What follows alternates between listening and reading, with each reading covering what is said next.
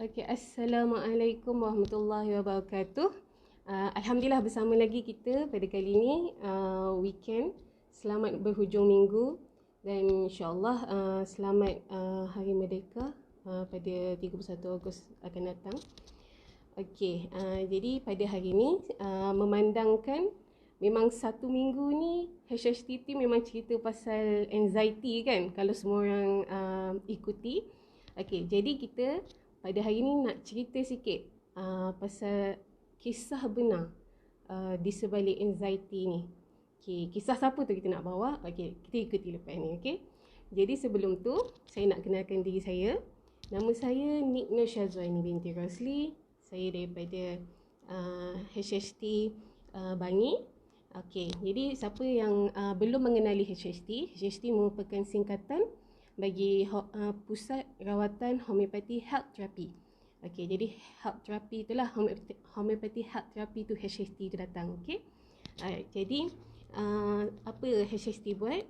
HHT menyediakan khidmat konsultasi kesihatan secara holistik dan juga rawatan homeopati. Okay, jadi kami memang kelebihan yang kami bawakan adalah membantu anda di luar sana yang mempunyai masalah atau sakit yang seringkali berulang.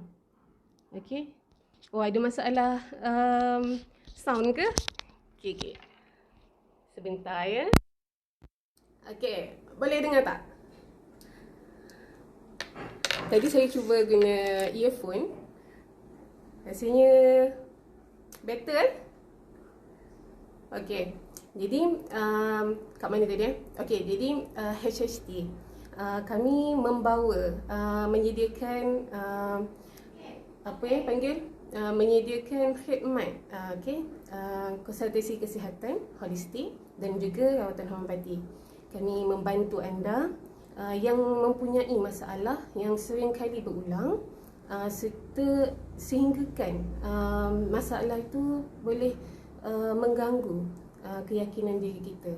Okey, jadi kami membantu agar kesihatan anda lebih sejahtera dan lebih mendapat kesihatan yang optimum. Okey. Alright. Okey, jadi tanpa kita berlengah lagi, kita teruskan topik kita pada hari ini. Jadi kisah siapa yang saya nak bawakan? Siapa boleh agak? Okey. Jadi tak ada kisah siapa-siapa, kisah saya. Okay. Alright. Okay, jadi kisah yang saya nak bawakan ni adalah kisah benar dan pengalaman saya sendirilah. Okay. Jadi setelah kita ikuti sharing daripada sahabat-sahabat HHT kita, harapnya anda semua boleh faham apa itu anxiety dan bagaimana ia berlaku, apa simptom-simptom dia. Jadi setiap orang dia ada anxiety terhadap sesuatu yang berlainan. Okey, punca dia kadang berlainan, lepas tu dia cara dia ekspresi pun kadang tu berlainan. Okey. Jadi kisah saya ni saya rasa saya dapat anxiety ni sejak daripada sekolah rendah. Maybe dah ada macam low confidence tu, tapi tak terlalu obvious sebab maybe saya tak perlu macam all out ke, saya tak perlu bercakap di hadapan ke, jadi tak nampak sangat. Jadi anxiety saya ni lebih kepada bila saya kena public speaking. Okay, bila saya kena ke depan, saya kena bercakap di khalayak ramai. Yang time tu memang anxiety saya, wah, memang tahap menggigil tu memang luar biasa lah kan. Okay, jadi saya perasan saya punya simptom anxiety ni memang agak boleh kata teruk jugalah bila time saya sekolah menengah. Okay, dalam form 4 tak silap. Okay, jadi time form 4 ni saya dilantik sebagai pengawas sekolah. Okay, jadi biasanya kita ada schedule kan. Okay, siapa yang akan bawa jadual untuk kini bertugas. Bertugas. Okay, jadi saya selalu naik juga nama untuk jadi MC sewaktu perhimpunan. Okey, tapi dapat je. Sentiasa dapat je ada peluang untuk dapat ngelak. Kayaknya ada orang lain yang dapat ganti. Okey, lepas tu saya tukar dengan orang lain. Sekali sampailah satu tu, semua orang dah pernah kena MC dan saya seorang je yang belum. Jadi doktor pula, sorry.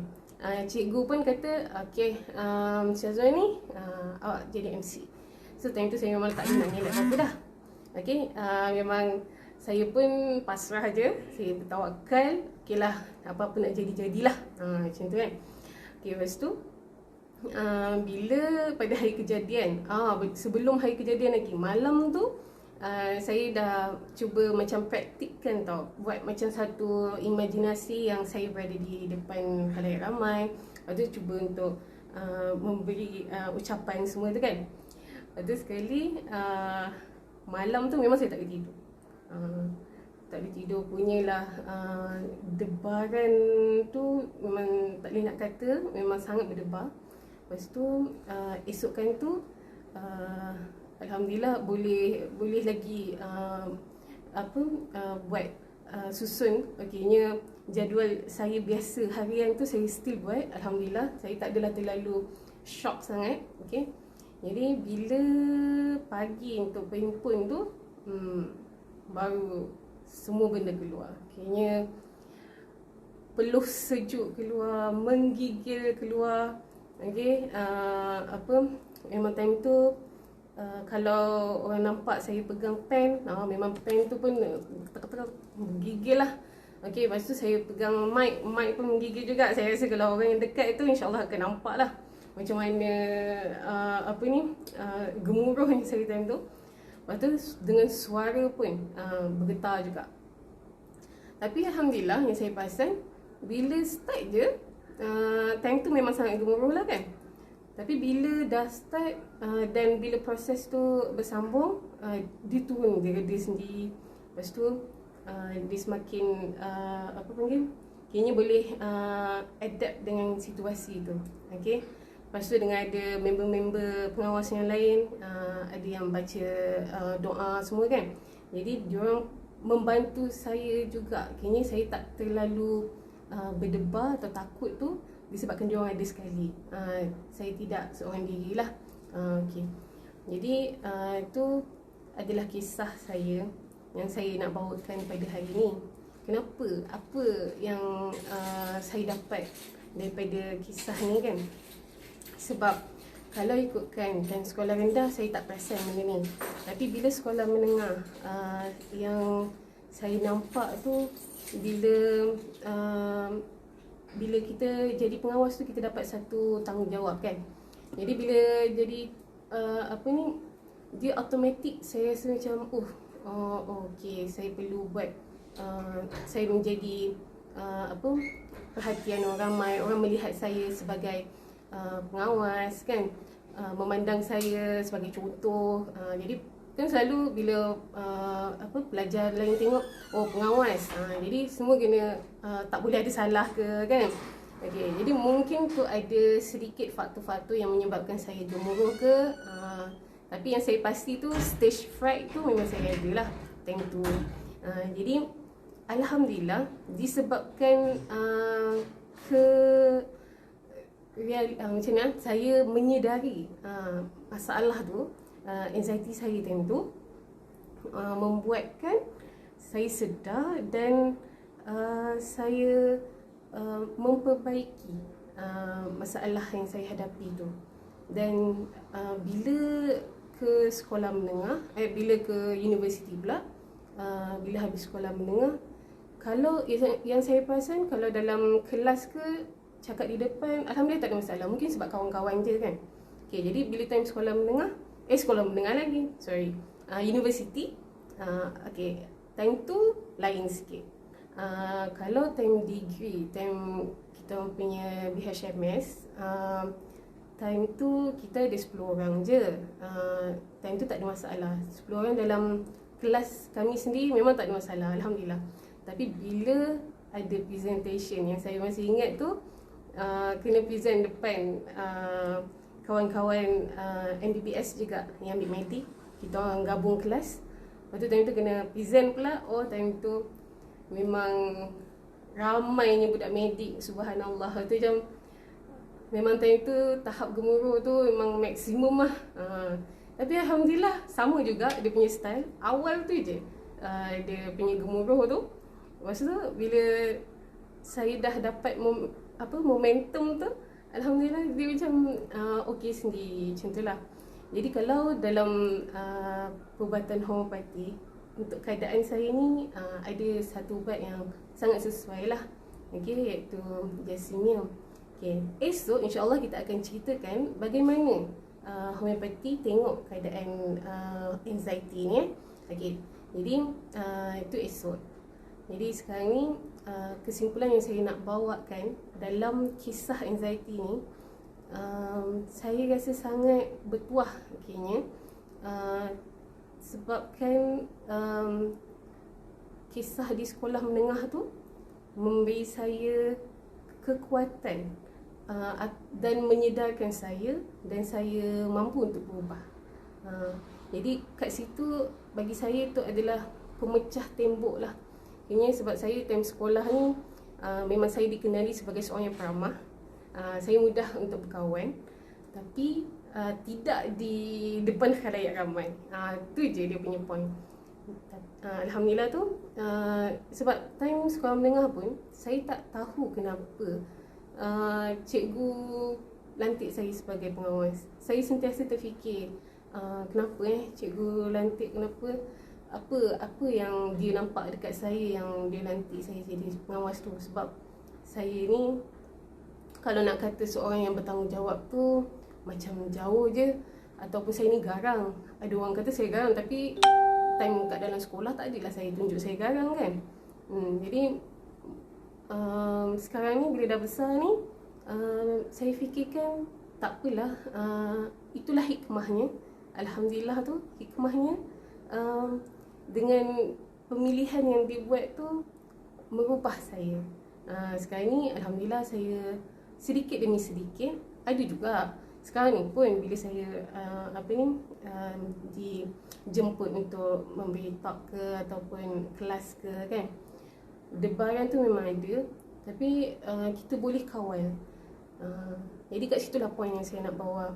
Jadi bila kita tahu, kita kenal diri kita, dia kadang kita tak kenal diri kita secara sepenuhnya. Kita ingat kita tahu, tapi disebabkan ada satu-satu benda yang berlaku dalam kita punya pengalaman hidup tu, dia macam mengeluarkan diri kita yang sebenar.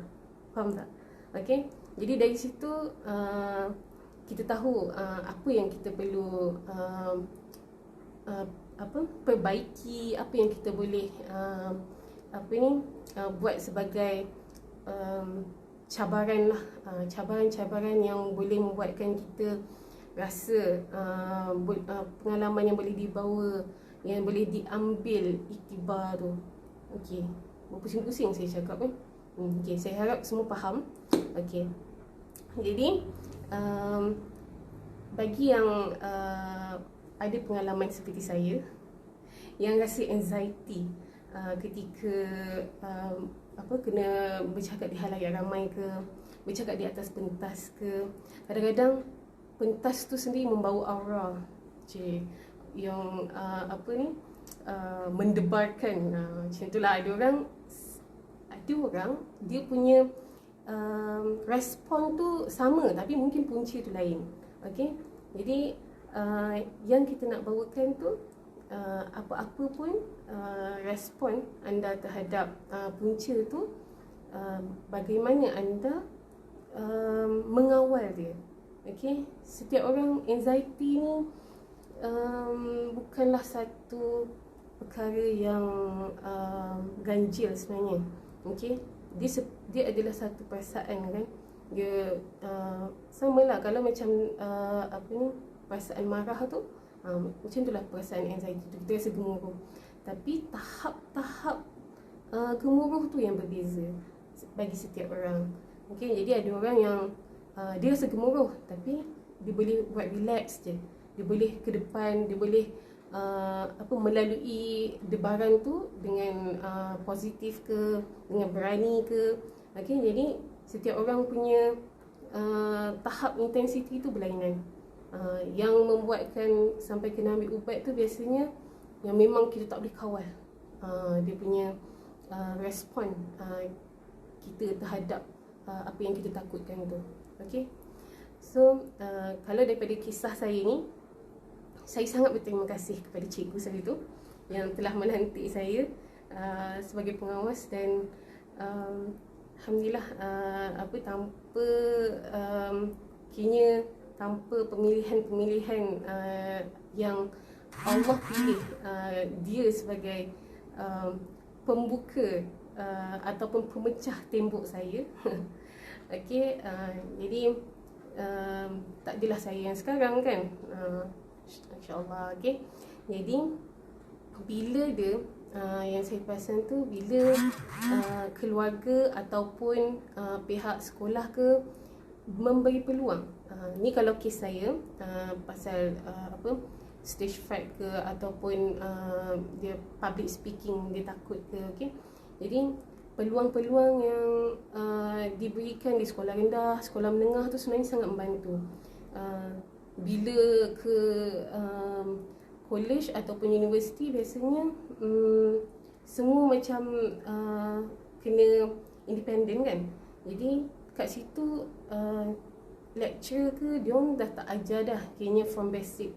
So sekolah rendah dan sekolah menengah ni yang sangat penting lah bagi saya, yang saya nampak lah setakat ni. Okay? Jadi bila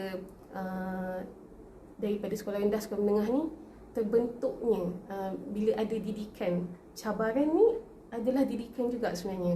Okay? Jadi terbentuklah budak-budak ni punya, pelajar-pelajar ni punya sahsiah, dia punya attitude, dia akan sikit-sikit dia akan develop daripada sekolah rendah sampai sekolah menengah tu.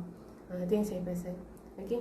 Jadi bila ada peluang, sebab kadang bila kita menghadapi cabaran, kita akan mengelak, betul tak? Okay, jadi bila terutama kanak-kanak tu, dia kena didedahkan dengan cabaran tu. Tapi jangan marah kalau dia tak dapat buat, betul tak? Okay, jadi dedahkan dan bagi dia peluang. Kalau dia salah buat, cuba lagi. Okay, jadi dari situ dia develop keberanian dan sifat tak putus asa. Okay, dia tak berputus asa. Jadi sangat membantu dari segi dia punya confidence dia. Okay, ni saya kisahkan daripada satu sudut anxiety je, dia banyak. Tapi bolehlah insya-Allah kalau anda berkesempatan kita cerita lagi ke kisah-kisah lain pula.